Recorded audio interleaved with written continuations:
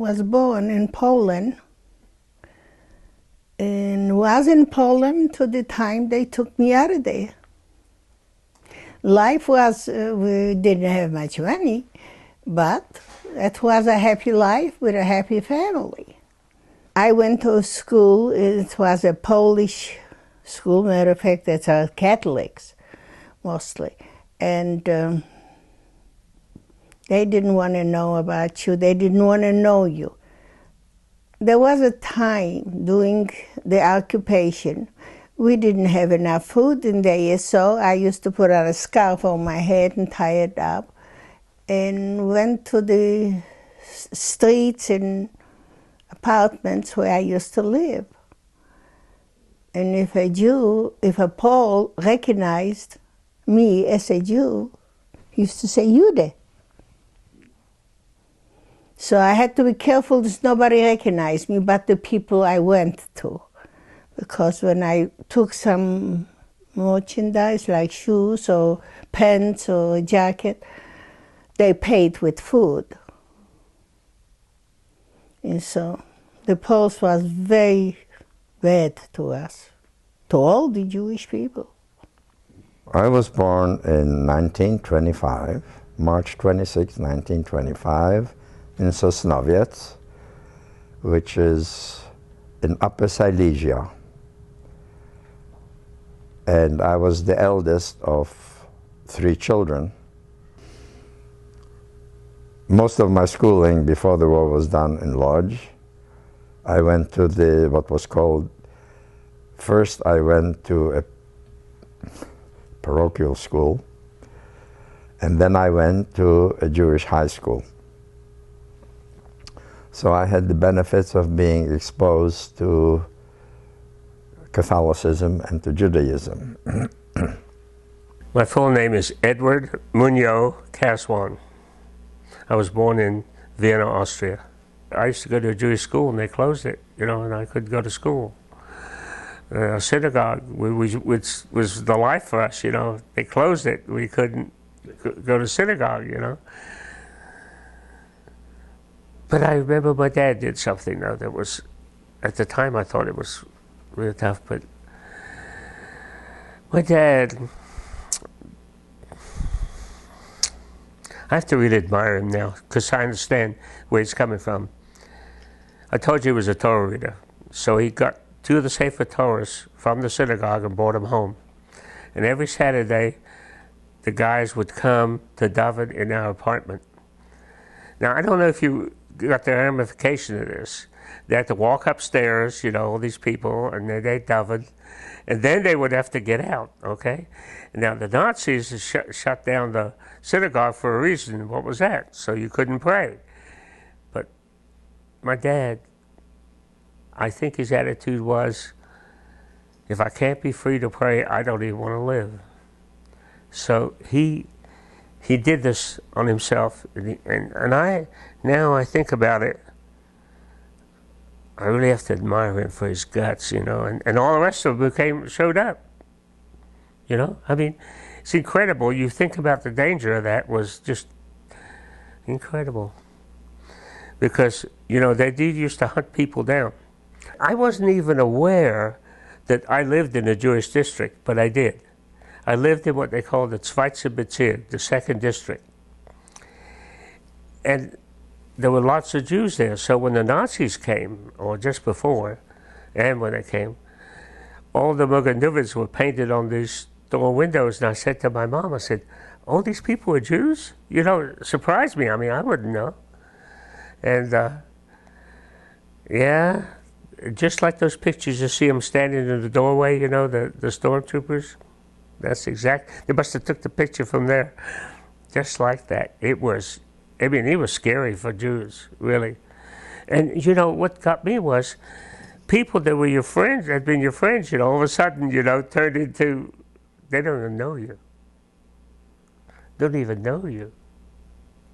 Well, I was a young kid, and my parents had a flour mill. After school, I used to go over there and help it out. This is before the war.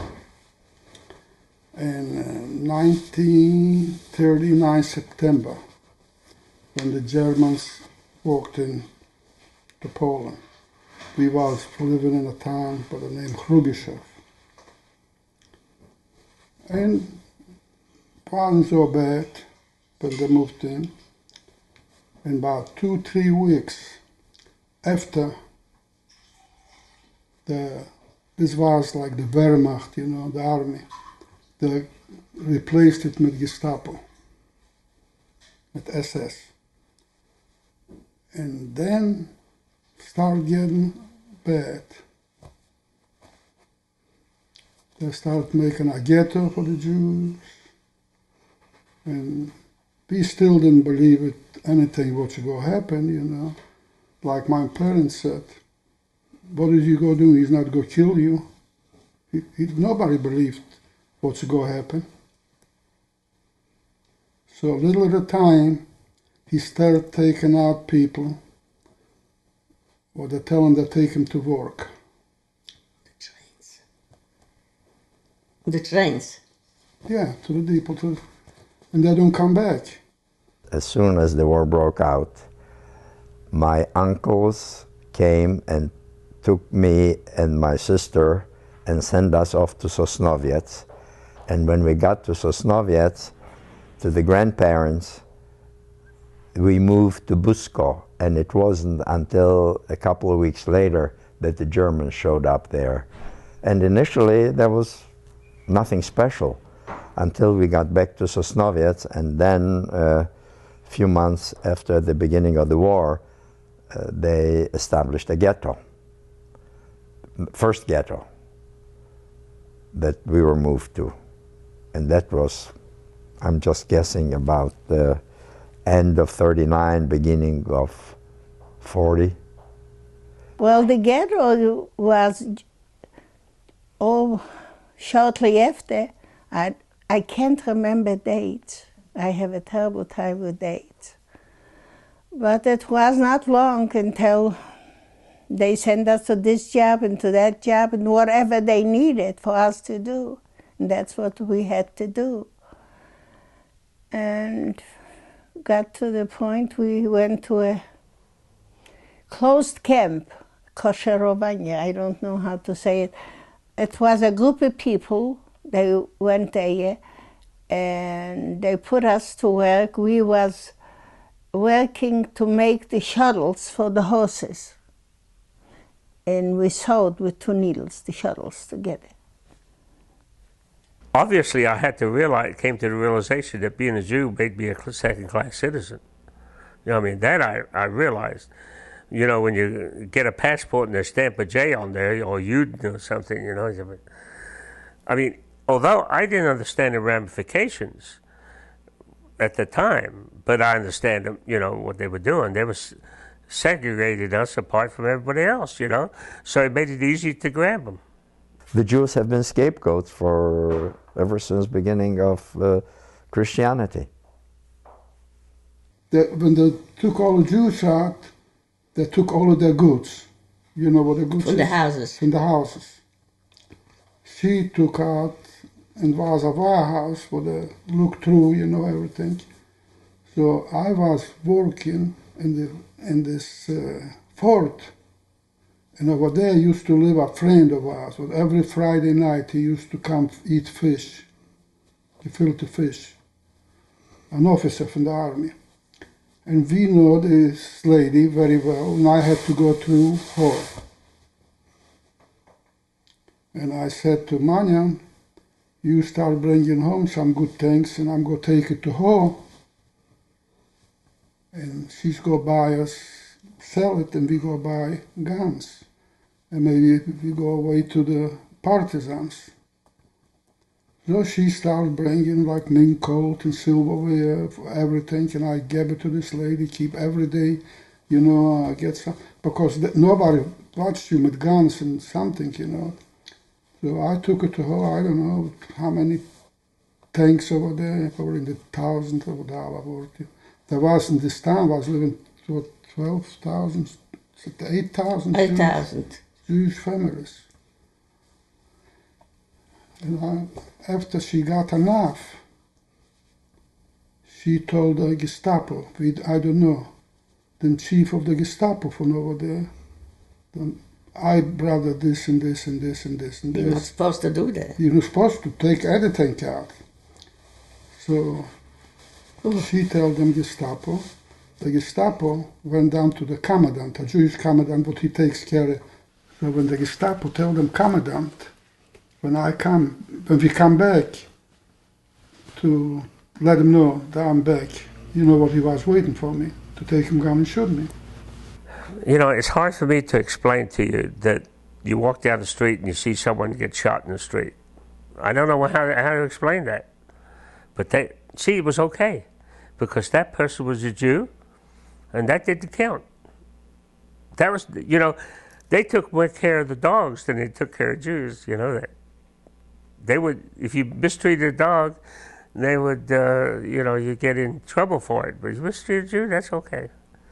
Everybody tried, whatever they have, to give away, to bribe the assessment who stand up there and watched, so they wouldn't see us cutting the wire and running away, because a lot of people had friends in the woods. The partisan, I don't know how to say it, but people who fight in the woods against the Germans. So that's what it was. They supposed to not look when we are cutting the wire and running, but it wasn't so. They let us get to the wires and start cutting. Then they start shooting from all four corners and killed a lot of people. We was going to go in 3 people, and I was one, and there was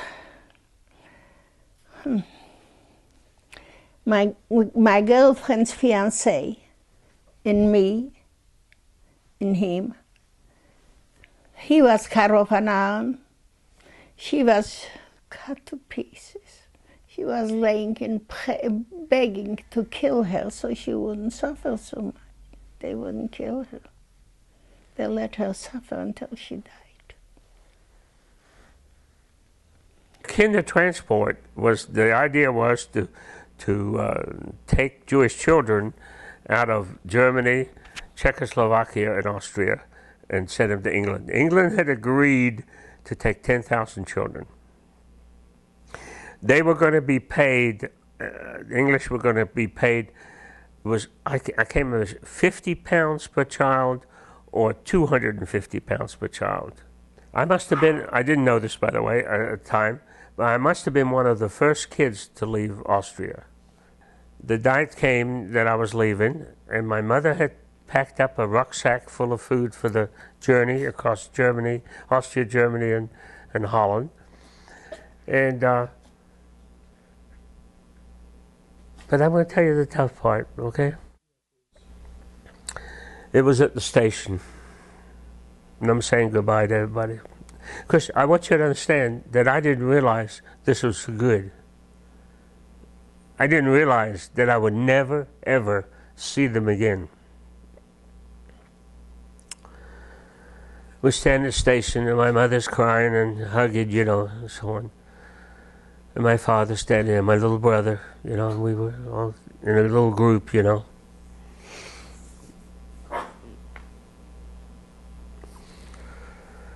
And just before I got on the train, you know, after all the hugging and kissing and so on, my father said to me, "Muñoz, don't ever shame me.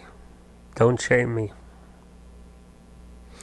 So at that time, you know, I remember this just like it was today, you know. And he left that with me. That's how he set me off on the road, you know. He always wanted me to know who I was, and I never forgot. I saw and my father then went to the extreme end of the station, right on the end, you know, before he leaves the station, and he stood there to wave goodbye to me. That was the last time I saw him. But you know, I'm 72 years old now, you know, and I still remember vividly. He wanted me to know who I was. Every few months or so, they would come and clean the ghetto out of certain people who didn't work or didn't do anything. So my uncle built a little hiding place where we lived. You went through the coal bin into a basement which was hidden. And I don't know whether you heard of Artie Spiegelman, who wrote The Mouse. He's my cousin. And his father was built this thing. And then one night, when we came from work, we found out by word of mouth that the Germans were moving all the Jews from the ghetto to concentration camps. So we hid. And we lived there for a few days. And my uncle and I would go forage for food and things of that sort. My grandparents were already taken by then.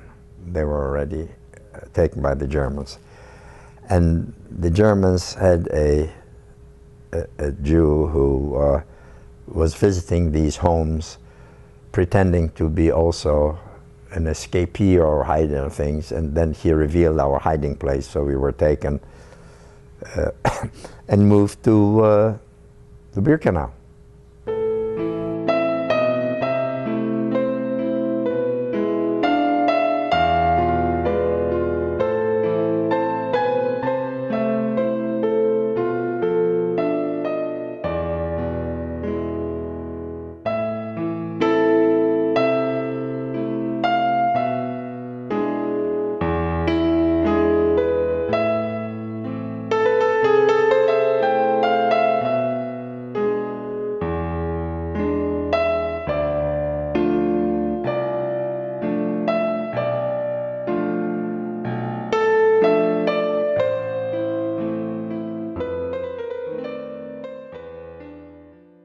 They separated the younger ones who could work from the older ones, and the younger ones went to the quarantine camp, and we stripped completely, and then we went through the sauna where they shaved all the hair, and they gave us a disinfectant shower things, and gave us this rags, not the striped suits yet, but rags, and shoes that didn't match. Auschwitz, when we came, when we saw all those people with going right and left, and we didn't know where we'll end up, they stripped all our clothes off. And we had to go into showers, and we heard about showers with gas. And we didn't know if we're going to the shower with gas or we're going to a shower. So we went wherever they told us to go because we had no choice. And when you came out, you're naked. And there are those soldiers walking by in front of you. You're embarrassed, you don't know what to do. I tried to kind of hide myself a little, so I got a whipping. And that's all. That's what another one would do. That would see it the same thing.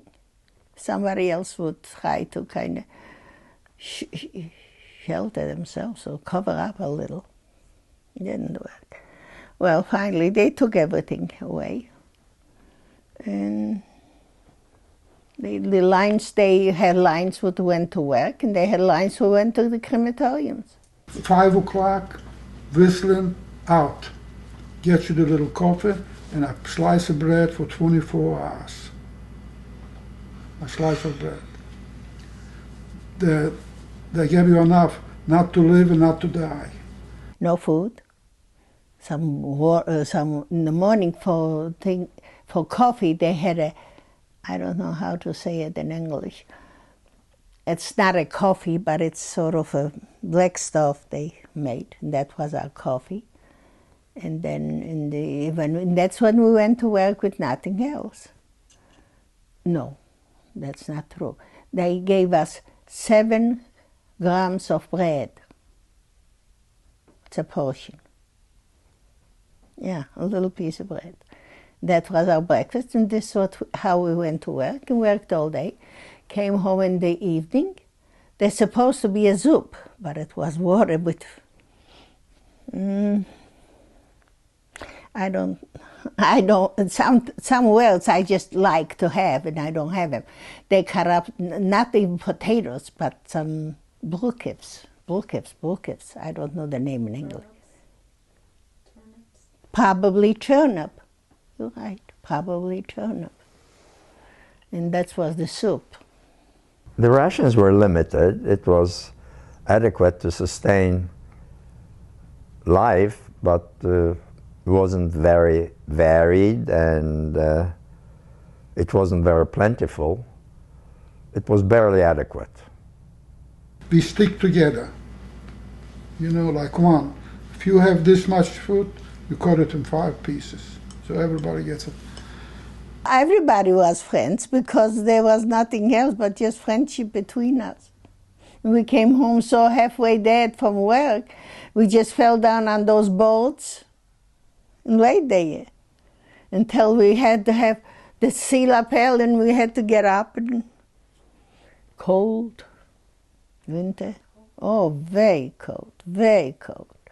We just kind of pressed one against the other, so the bodies, the warmth from the body sort of protected you a little. Oh, yes. It was hard. When I got to England, we went to this big house I barely remember, and you know, they had somebody looked after the kids, you know, like an orphanage. Okay, I'd been in England a week or so. Guess what I wanted? I wanted to go home to see my mama. So for 1 solid month, I cried. 1 solid. Those 2 people who were in their 50s at this time, they already had a whole bunch of kids. I don't know how they ever put up with me. 1 solid month. And then one day, the Bauer family came, and they were looking for a kid to take home. And this kid I was one of the first ones picked. I was there at the table just raising all kind of cane. And I was, you know, a little blonde-headed, curly-headed kid, you know, who you know, I was a rambunctious kid, you know. And so they took me home. But I bet they were sorry about that. I was in Budzins. There we was together. Yeah, we was together. In different barracks. I found on the road going to work, I found some food. So I took the food and put it in my pocket. And came home, and they check you. And this was Ukrainian Gestapo, not Germans. Ukrainian. And they checked me and they saw the food. And they tell everybody else to go in, and they let me stay out, you know. And I figured that's, like he told you, that's the end of me now.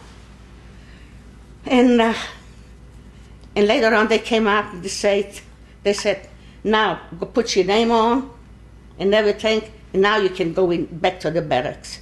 And it was just as normal as like everybody else. But they punished me so much. They tell me to go out when it was the snow up to here, and to say the snow on my knees all night long, because they find a little piece of bread. On my knees, all night. And they was looking out to see if I'm on my knees, not getting up. You go ahead, the same stories from lots of people. Yeah. In the fall of 1943, they were bringing Hungarian Jews, and we could see them come, and we didn't see them leave, and we could smell burnt flesh. So we knew exactly what was happening. Besides, as I told you, the Sonderkommando were our next barrack, and so we sort of managed to communicate through the wall by tapping. And Morse code of sorts. So we could, we knew because people weren't leaving, they were coming and they disappeared. In Auschwitz, really, they didn't take you to work. In the other places, they take you to work. But in Auschwitz, they take you to kill. And we was in Auschwitz, for some reason, they had some reason they did not kill us. When they took us in, it was but, I would say, but 50,000 people. And we figured tomorrow they're gonna kill us. Every day we thought tomorrow. And we passed the crematoriums to work. And we could see those little shoes, and we smelled the smell of flesh burning in the baby shoes and shoes, because there was a train coming by. And that was so painful to look at that. They assign us to jobs. One bunch grind the bones, you know, the bones from the people, or they burn them. That's the first time I saw so many people burning. And we, with real bells, take it and make... sidewalks. You don't have to help me. I'll be tell you a story. Sidewalks. I don't have a story. From bones. We were numb. You know, it's not in a human state. We used to say, God, where are you? If the Jews are your chosen people, where are you? Why do you let them suffer and kill so many, many people?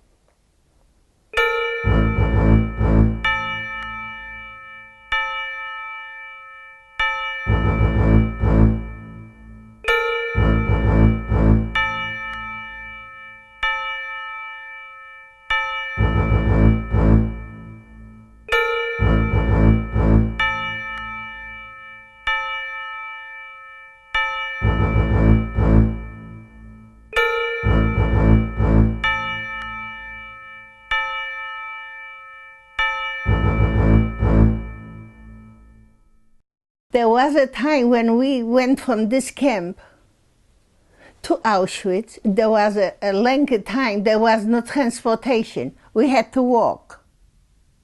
Day and night, walk, walk, walk. And you could have escaped any place then.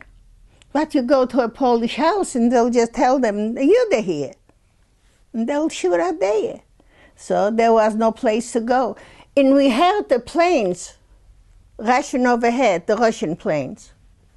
When the Russians attacked, or the Soviets attacked the Germans, they crossed the Vistula River, the Germans started moving all the prisoners east to Germany, probably to execute them. And so we got put on a train, and one night, 6 of us decided to jump. And if you can visualize that you couldn't see anything because it was a blackout and the stars were, it was cloudy, so it was completely like if you go in a closet, it was utterly dark. So 6 of us escaped, and there is another piece of luck. We started walking in a certain direction, and I felt queasy that it is the wrong direction. So when we came to a crossroads on the poles, I climbed up and I couldn't read anything, it was so dark. But I kept saying, it's the wrong way. So they said, okay. So we went the other way, and that was correct, because if we had been going the way we started, we were going into Germany instead of away from Germany. One day they come in and picked up 1,800 of us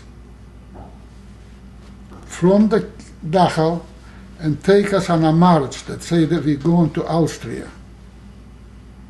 They took us out by 7-8 kilometers in a place with lots of trees.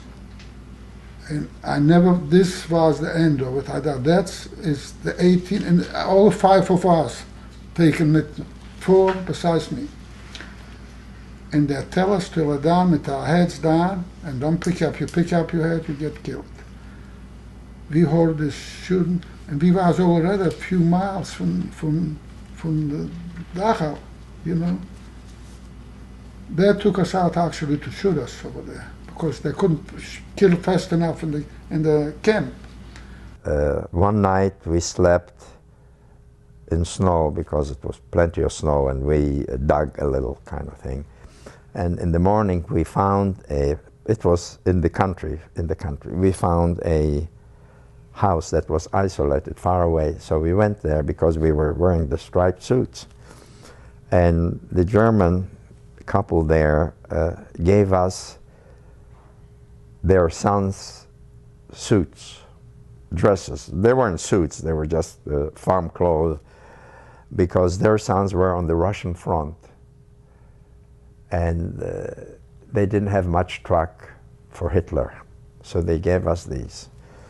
And Zygmunt and I kept going east for a couple of days until we came to Neubjerren, where as we were crossing the bridge, the Germans who patrolled the bridge looked at us and took off our caps and saw that we were shaved heads, so they knew we were Häftlings. So they put us in prison. And they were going to shoot us the next day. And there again, it's a question of luck. The jailer knew what the Soviets were doing if they found dead Häftlings. So the jailer took us out and hid us in a barn. One of them picked up the head like this, and he said, "Hey, the Gestapo," and we hear shooting. Shooting goes on all night, and we don't know we already didn't believe ourselves, you know, because every day they said this, you know. And we looked up. I never forget this minute. A jeep come in with a machine gun in the front, a machine gun in the back, and talked 5 different languages, a guy. And he said, "You liberated, you have to go back to the camp." Some people climbed on the others and looked out the windows, because way up there were windows. And they saw the Germans skipping over the roofs, over the fields, and running away. We didn't know what's happened. Didn't take long until we saw what's happened. The Russians came in. We went back they helped us out going back to the camp. I know maybe 5 kilometers, I couldn't remember. And we come in over there. I swear, didn't took 2 hours. There was a whole town over there outside the camp. Outside the camp. Because the camp was all littered with dead people when they liberated us. A couple of days later, we heard shooting, and we were hungry. And on the 3rd day, we were so hungry, we decided may as well go. We walked out. Right in front of the barn was a dead German soldier. So we knew that we were okay. And after that, it was okay, because the Soviets were there. When they came in, they gave us some food. That was the first big thing. We got something to eat. The same day, some girls got killed by trying to steal a loaf of bread because we didn't have it for several days. And they didn't live a few hours longer to see the Germans running away. When the war ended, we was under those electric gates, you know, in the camps. And then they opened up the gates and they said, "Free, you can go."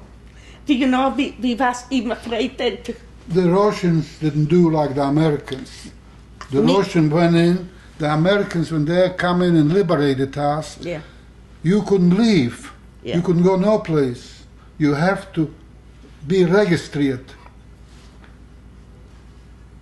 Maybe your family... They wanted to know who you are, where what you the are. name is and everything. And But the feed Russians you. came in, they opened the gates. Иди, go.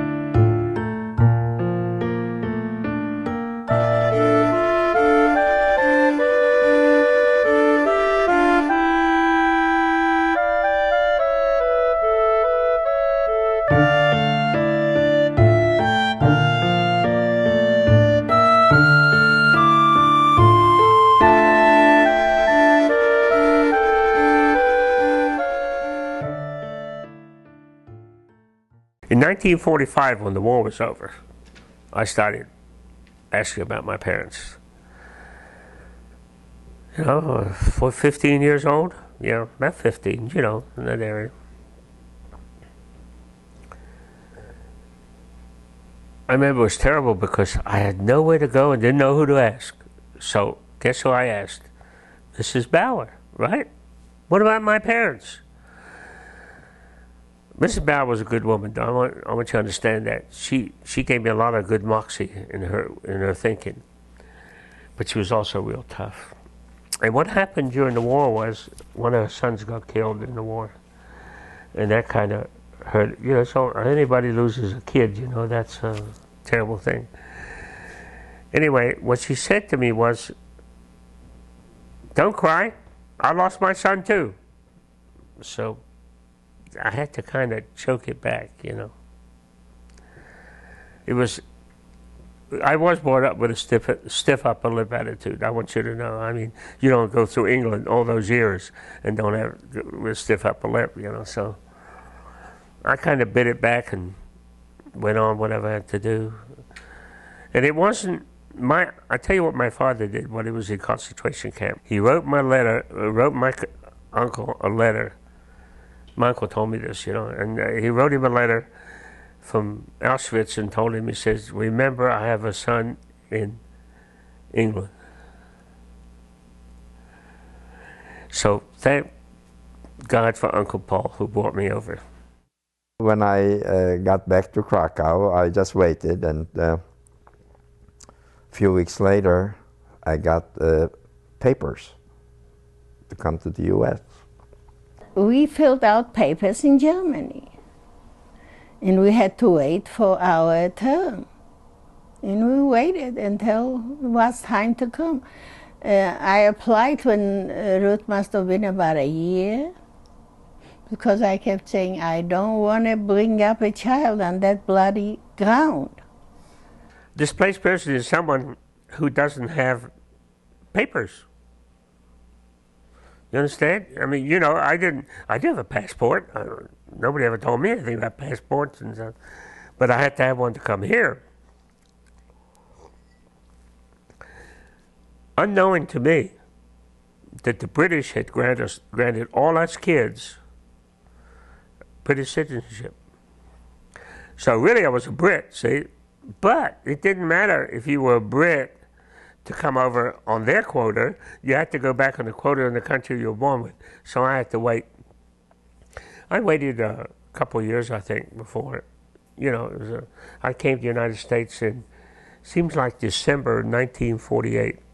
I came to LaGuardia Airport, I think LaGuardia Airport, and they lived in Norristown, Pennsylvania. So they took me to Pennsylvania Station in New York, waiting for a train, and the train was late. And it was half hour, and it was still late, and I said, "Where did the train start?" "It starts here." They said, "How is it possible? If the train starts here, it's already late." And I came over on the ship. My uncle paid for it. Was the SS Washington. And you know, it was a regular ship, you know, and I was down in steerage. Fine, I didn't care. I'd paddle the sucker to come over here. And they said, "You're going to Oklahoma." And he said, "What's this?" I said, "What?" I stay like a stupid What is thing. this? What's this? He said, "That's a state." And I said, "What's a state?"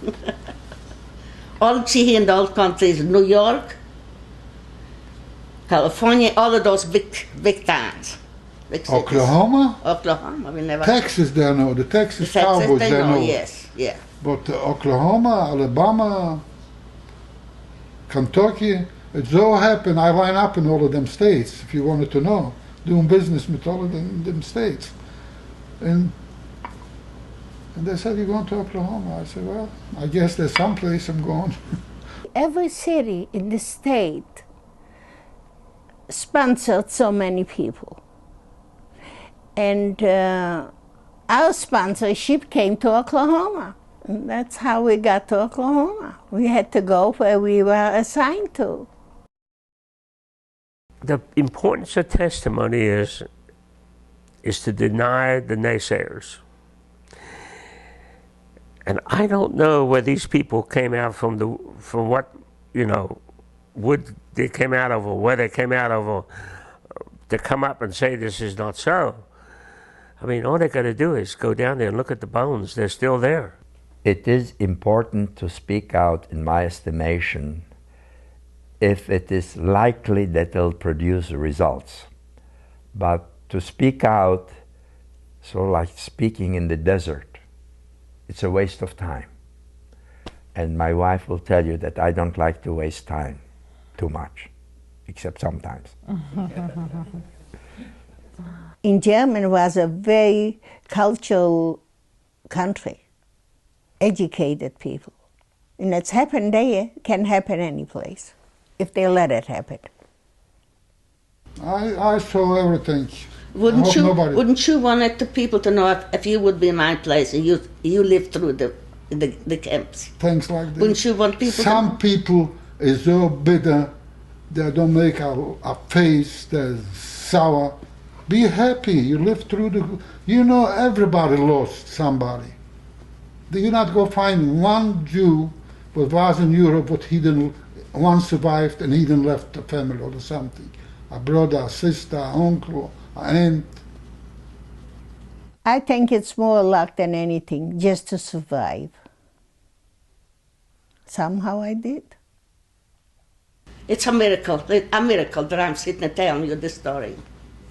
That was sheer luck, sheer luck. I had no control over that. It was just, you can say that it's a set of circumstances. Okay, that's fine with me.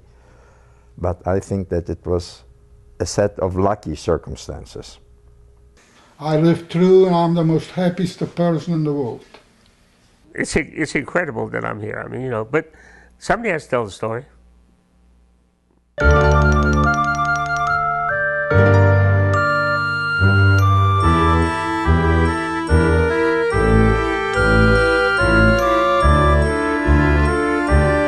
I said, why us? Why us? What did we did? Yeah, because I'm Jewish, so what?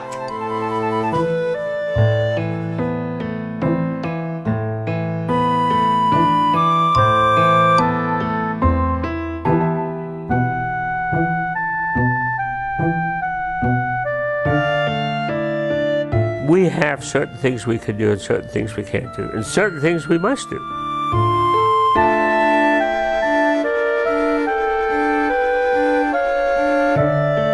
It is important to learn history because things like this have been done before.